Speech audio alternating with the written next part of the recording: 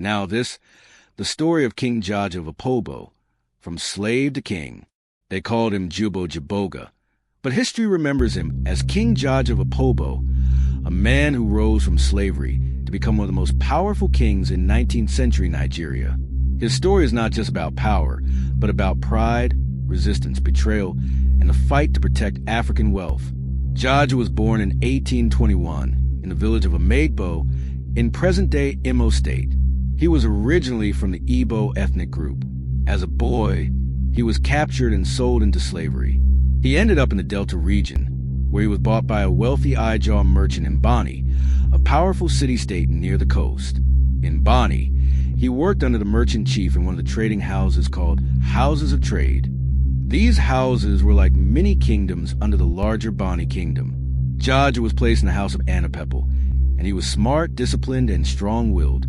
Within a few years, he earned his freedom and rose to lead the house. By his early 20s, Jaja had become the head of the Anapepel house.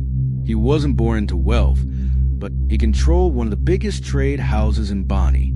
That meant he controlled palm oil, the new gold of the Niger Delta after the slave trade was banned. But Bani was full of conflict. Two main factions, Anapepel and Manilapepel, were always at war for trade routes and influence. Tensions got worse, and Jaja, tired of constant fighting, made a bold move, founding the Kingdom of Opobo. In 1869, Jaja and his followers left Bani and founded a new kingdom, Opobo.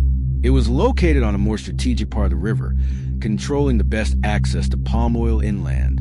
It was a brilliant move. Within a few years, Opobo became more powerful than Bani. Jaja blocked European traders from dealing directly with interior traders.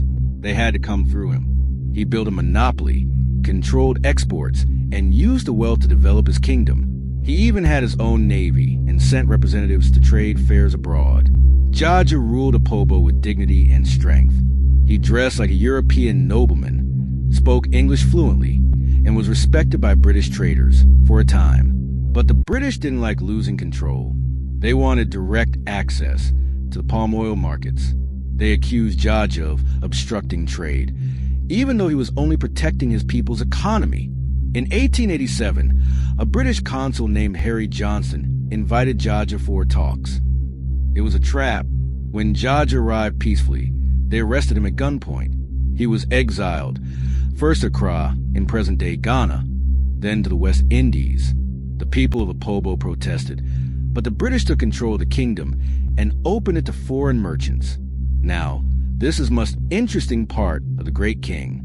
After many petitions and political pressure from both Africans and some British sympathizers, Jaja was finally allowed to return home in 1891, but he never made it back.